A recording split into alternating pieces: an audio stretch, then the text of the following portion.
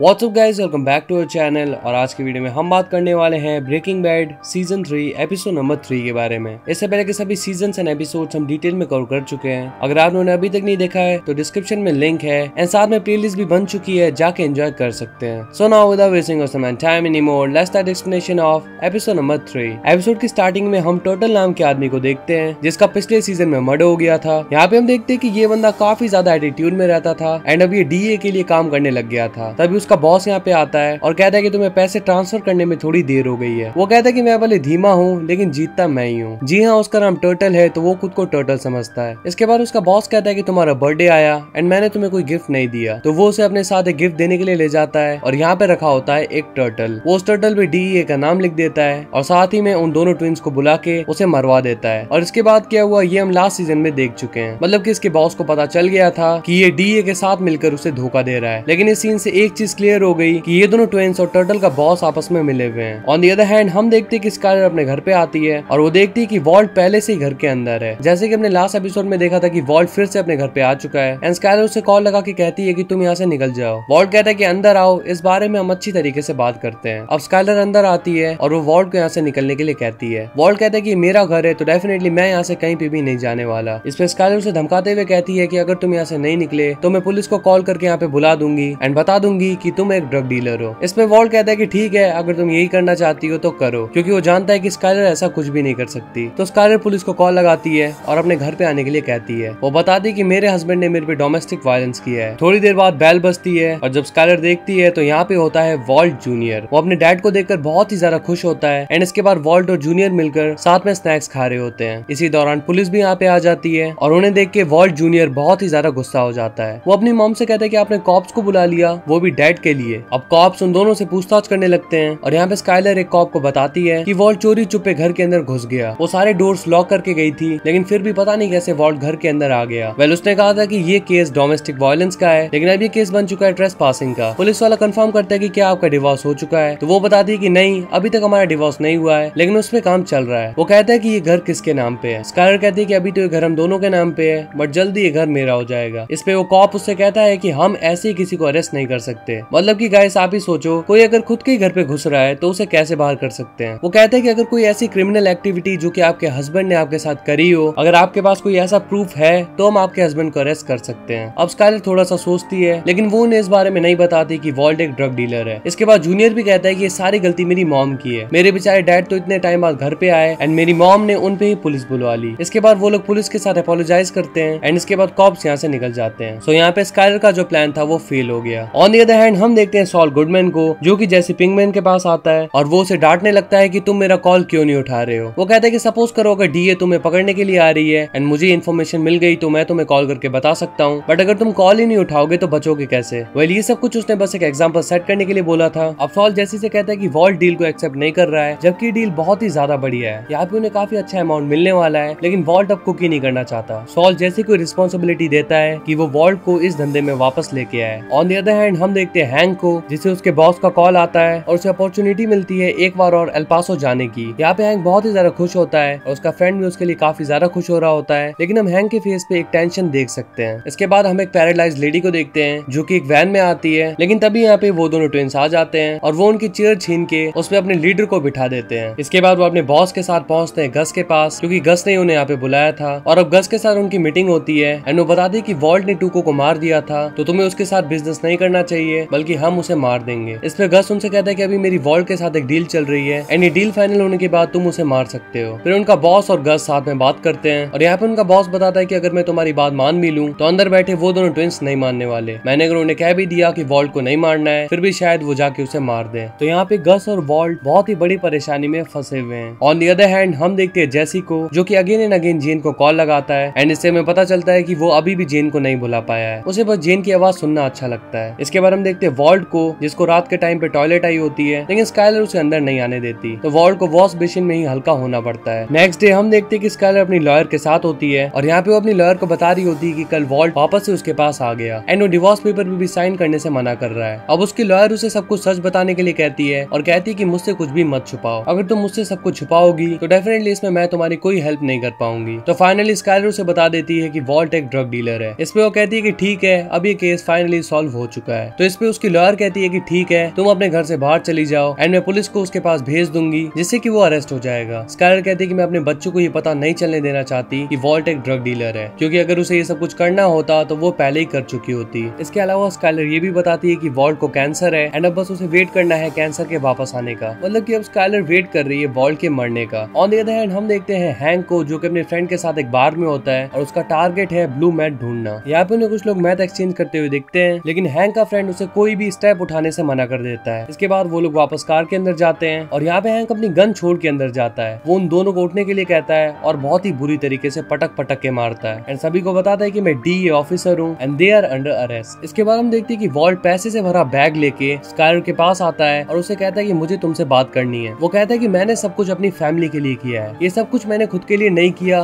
बल्कि सारी की सारी फैमिली प्रॉब्लम्स देखते हुए किया है। वो कहता है कि अगर तुम चाहती हो कि मैं यहाँ से चला जाऊँ तो डेफिनेटली मैं यहाँ से चला जाऊंगा, लेकिन उसके लिए तुम्हें ये पैसे अपने पास रखने पड़ेंगे। मैं जिनके लिए कुक करता हूँ वो चाहती कि मैं उनके साथ रहूं एंड डेफिनेटली मुझे उनके साथ रहना पड़ेगा, लेकिन अगर तुम्हें पैसे नहीं रखती हो फिर मैंने जो कुछ भी कमाया उसका कोई फायदा नहीं है। वो कहता है कि इस पैसे से घर का पूरा लोन चुकता हो जाएगा, जूनियर के कॉलेज का पैसा, हमारी बेटी की पढ़ाई का पैसा, सब कुछ यहाँ पे है। वो स्काइलर को ये ऑफर देता है कि वो ये पैसा रख ले और वॉल्ट यहाँ से निकल जाएगा। On the other hand hang का फ्रेंड आके उसे बताता है कि उनके हेड हैंक से मिलना चाहते हैं बिकॉज रिसेंटली हैंक ने इतना बड़ा तमाशा खड़ा कर दिया। इसके बाद हम देखते हैं कि स्काइलर अपने ऑफिस में होती है और तभी यहाँ पे टेड आता है। स्काइलर टेड के पास जाती है एंड उसे किस कर लेती है। एक्चुअली गाइस वॉल्ट के लिए उसका पूरा का पूरा इंटरेस्ट कम होता जा रहा था एंड अब वो अट्रैक्ट हो रही थी टेड की तरफ। वो टेड से पूछती कि क्या तुम्हारे बच्चे घर पे हैं? टेड कहता है कि नहीं, घर पे कोई नहीं है। अब गाइस आप लोग समझ ही चुके होंगे कि स्काइलर किस बारे में बात कर रही है। फिर रात होने के बाद स्काइलर अपने घर पे वापस आती है और देखती है कि जूनियर का फ्रेंड भी यहाँ पे आया होता है। वो वॉल्ट के पास जाती है और उसे बड़ी शान से बताती है कि मैं टेड के साथ सो के आ रही हूँ। ये सुन के डेफिनेटली वॉल्ट बहुत ही ज्यादा डिसअपॉइंट हो जाता है एंड इसी के साथ ये एपिसोड यहीं पे खत्म हो जाता है। आई नो आप लोग नेक्स्ट एपिसोड के लिए बहुत ही ज्यादा एक्साइटेड होंगे एंड गाइस टेंशन बिल्कुल भी मत लो, रेगुलर बेसिस पे एपिसोड्स आ रहे हैं एंड अब हम अपनी इस कंटिन्यूटी को बिल्कुल भी नहीं तोड़ने वाले। So now if you enjoy this one then make sure to hit the like button and press the subscribe button if you're new on the channel. Share it as much as you can, and if you have any query just comment down and let us know. So we'll see you in the next one. Till then,